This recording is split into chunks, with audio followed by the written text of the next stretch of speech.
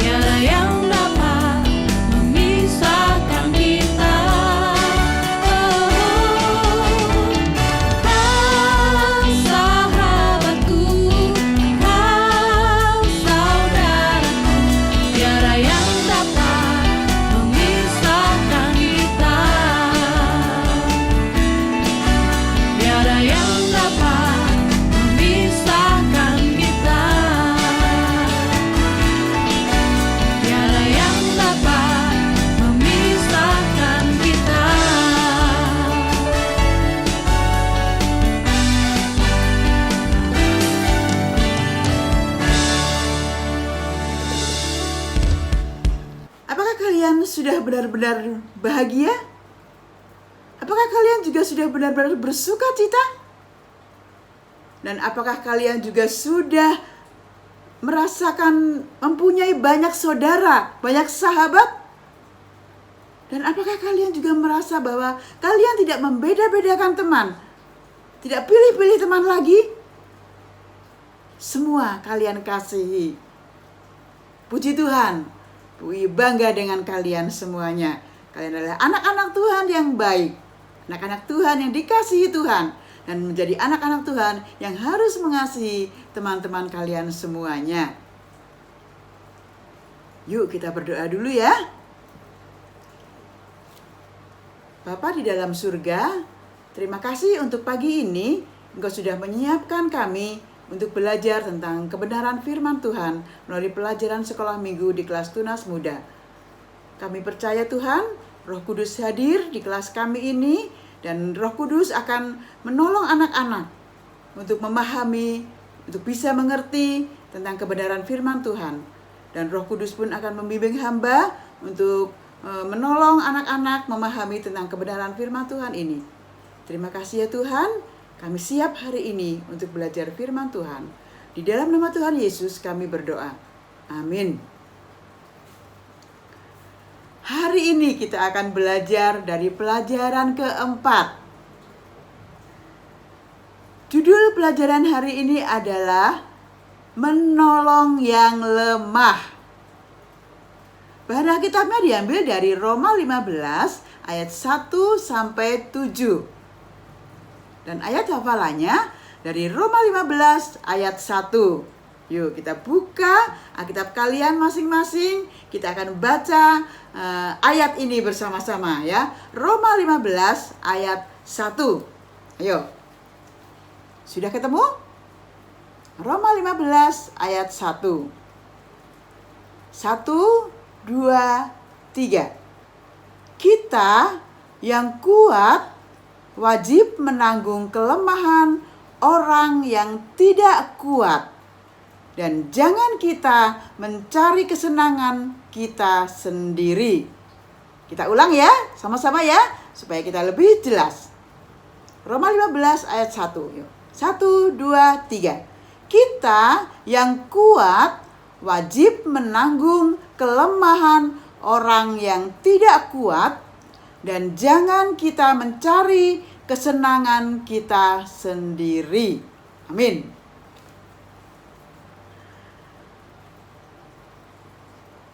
Dalam pelajaran ini, kita akan belajar dari Rasul Paulus.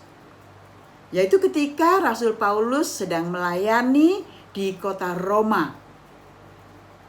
Kepada orang-orang Kristen di kota Roma, Paulus mengingatkan agar mereka yang kuat tidak membiarkan orang-orang yang lemah berada dalam keadaan lemah terus. Ya, mengingatkan agar orang-orang yang kuat tidak membiarkan orang-orang yang lemah berada dalam kelemahan. Dalam Roma 15 ayat 1 sampai 2, termasuk ayat hafalan tadi, Paulus menyebutkan bahwa kamu yang kuat wajib menanggung kelemahan orang yang tidak kuat. Sebenarnya, menurut Paulus, kata kuat di sini bukan berarti kita mampu melakukan sesuatu dengan kekuatan kita sendiri. Kata kuat menurut Paulus artinya adalah mereka itu dimampukan oleh Tuhan untuk bisa menolong orang lain yang lemah. Paham ya? Jadi kata kuat bukan karena orang itu kuat menolong orang yang lemah dengan kekuatannya sendiri. Tetapi kata kuat menurut Paulus di sini adalah bahwa mereka ini dimampukan oleh Tuhan supaya bisa menolong orang yang lemah. Tuhan melalui Roh Kudus akan memampukan mereka supaya mereka mampu menolong, mampu menanggung orang yang lemah. Paulus juga mengingatkan supaya apa yang mereka lakukan itu harus bertujuan supaya nama Tuhan dimuliakan. hanya nama Tuhan dimuliakan. Bukan supaya mereka terlihat baik sehingga mereka yang dipuji, namun hanya Tuhan yang dipuji, yang dimuliakan. Paulus pun menegaskan bahwa menanggung orang atau menolong orang yang lemah itu wajib. W-A-J-I-B, wajib. Coba kalian lihat lagi dari Roma 15 ayat 1 tadi. Ya, kita yang kuat wajib menolong orang yang tidak kuat, yang lemah artinya ya. Jadi bukan pilihan, tapi wajib dilakukan oleh orang-orang yang kuat, ya. Wajib dilakukan oleh orang-orang yang kuat, bukan pilihan lagi. Rasul Paulus menegaskan, kita orang-orang yang kuat wajib menolong, wajib menanggung. Dan dalam Roma 15 ayat 3 sampai 4 dan ayat 6 kepada jemaat di Roma, Paulus menjelaskan bahwa Yesus sudah memberikan teladan yang baik untuk menolong setiap orang yang lemah. Jemaat Tuhan mula-mula di Korintus pun sudah memberikan teladan untuk menolong orang-orang yang lemah. Mereka tidak egois, suka berbagi, saling memperhatikan, dan mereka satu hati di dalam Tuhan. Itu ada dalam Kisah Rasul 2 ayat 44 sampai 46. Nah, di dalam Roma 15 ayat 7, Paulus mengingatkan kembali kepada jemaat di Roma supaya mereka menerima satu akan yang lain. Tidak pilih-pilih dan tidak membeda-bedakan. Jadi mereka wajib menolong orang-orang yang lemah tanpa pilih-pilih dan tanpa membeda-bedakan. Semua yang Paulus ajarkan kepada jemaat di Roma ini, kepada orang-orang Kristen di Roma ini, juga berlaku untuk orang-orang Kristen pada masa sekarang. Termasuk kita, termasuk kalian semuanya.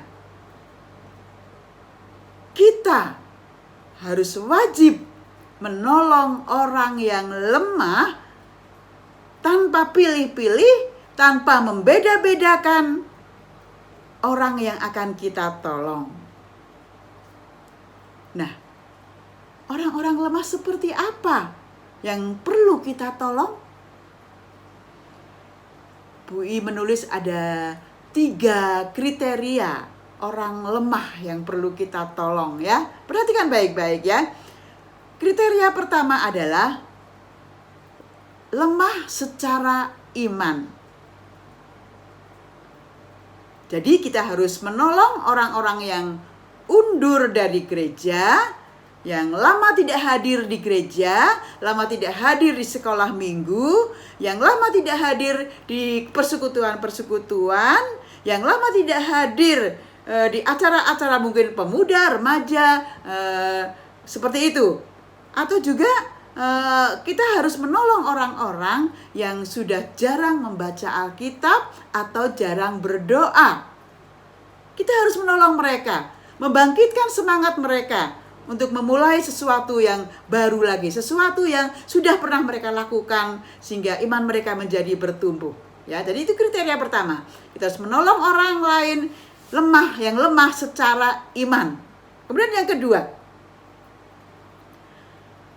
lemah secara ekonomi. Tahu ya pasti ya, lemah secara ekonomi ya. Kita harus menolong orang-orang atau teman-teman kita yang mungkin kesulitan ekonomi dan mungkin mereka kesulitan ongkos untuk pergi ke gereja. Mereka kesulitan uang sehingga mereka tidak bisa punya makanan untuk makan sehari-hari. Mereka mungkin kesulitan tidak bisa membayar SPP atau uang sekolah. Kemudian mungkin ada juga saudara kita atau teman-teman kita yang tidak punya uang untuk berobat karena saudaranya sakit, anaknya sakit, ibunya sakit, bapaknya sakit. Mereka tidak punya biaya untuk berobat ke dokter. Jadi kita harus menolongnya. Jika kalian menemukan kasus seperti ini, kalian kan masih sekolah ya. Kalian tentu saja tidak bisa menolong dengan keuangan yang cukup untuk membantu mereka ya. Kalian perlu memberitahukan, menginformasikan kepada pendeta kalian atau kepada guru sekolah minggu kalian atau kepada panitia perancang gereja. Ceritakan hal itu kepada mereka supaya mereka memberikan solusi untuk bisa menolong orang-orang yang lemah secara ekonomi seperti ini. Itu yang kedua ya. Dan kriteria yang ketiga, yaitu lemah secara mental. Apa itu? Kita harus menolong teman-teman kita atau orang lain yang mungkin tidak mempunyai semangat. Tidak mempunyai semangat untuk belajar di sekolah misalnya, sehingga nilai mereka jelek terus. Tidak punya semangat untuk hidup, tidak punya semangat untuk melakukan sesuatu. Kita harus tolong, berikan semangat, dibangun kembali semangat mereka untuk bisa melakukan sesuatu. Dan kita juga bisa menolong teman kita yang mungkin sering bikin ulah di sekolah, teman kita yang usil di sekolah, teman kita yang suka nyontek, atau teman kita bahkan mungkin ada yang suka mencuri, suka merokok, suka mulai minum-minum sesuatu yang tidak baik seperti narkoba dan sebagainya. Atau teman kita yang murung, yang kelihatannya tidak pernah bersuka cita, harus kita tolong. Kalian harus menolong mereka, menyemangati mereka, supaya mereka bisa melakukan sesuatu yang baik kembali. Mereka bisa bersuka cita kembali. Itulah 3 hal yang disebut perlu kita tolong orang yang lemah itu. Bui ulang sekali lagi ya, supaya kalian jelas ya. Bui ulang sekali lagi ya. Jadi ada 3 kriteria orang lemah yang wajib kita tolong. Yang pertama, orang yang lemah secara iman. Yang kedua, orang yang lemah secara ekonomi. Dan yang ketiga, orang yang lemah secara mental. Itulah orang yang harus kita tolong. Orang lemah yang harus kita tolong. Oke? Jadi, kesimpulan pelajaran hari ini adalah kita sebagai anak-anak Tuhan wajib ikut melakukan anjuran Rasul Paulus, yaitu wajib menolong orang yang lemah dengan tulus hati dan menjadikan nama Tuhan dimuliakan, menjadikan nama Tuhan dipuji dan disembah. Amin. Tugas pelajaran hari ini ada 3. Yang pertama, hafalkan ayat hafalan dari Roma 15 ayat 1. Ya, tadi sudah kita baca bersama-sama ya. Yang kedua, selesaikan isian tabel halaman 16 dari buku kalian. Nih ya, halaman 16 dari buku kalian. Ini ya, tabel ini ya, selesaikan. Ini sudah ada contohnya di nomor 1. Jadi kalian tinggal mengikuti yang berikutnya. Ada 4 ayat lagi. 1, 2, 3, 4. Ya, selesaikan itu semuanya ya. Itu yang kedua, tugas kedua. Dan tugas yang ketiga, dalam waktu dekat ini, apa yang ingin kalian lakukan untuk menolong orang yang lemah? Dalam waktu dekat ini, apa yang ingin kalian lakukan untuk menolong orang yang lemah? Segera kerjakan tugas-tugas itu dan segera kumpulkan di grup Tunas Muda. Ayo semangat ya anak-anak. Kalau kalian semangat, Bui pun akan semangat untuk mengajar kalian semuanya. Terima kasih kalian sudah menyimak pelajaran ini dengan baik. Dan tetaplah semangat dan bertumbuh kehidupan rohani kalian. Terus membaca Alkitab, terus berdoa, rajin membaca Alkitab. supaya kehidupan rohani kalian hari demi hari semakin baik, semakin bertumbuh, semakin menyenangkan hati Tuhan. Sampai ketemu minggu depan. Tuhan Yesus memberkati kalian semuanya, juga memberkati Bu Ii. Dadah.